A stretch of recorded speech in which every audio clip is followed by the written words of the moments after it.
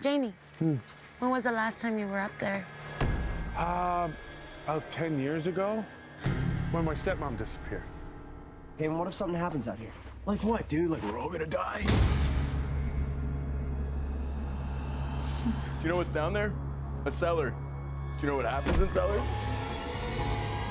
I need to be really honest with you guys. My papa killed my stepmom when I was 7, right in this cabin. I don't know how he did it. I think he has like supernatural powers or something.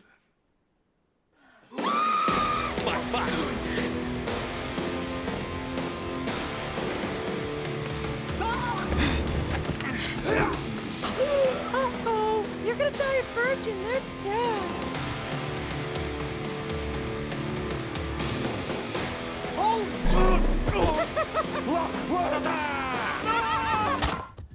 I just had this bad feeling, but it's nothing. Are you serious right now?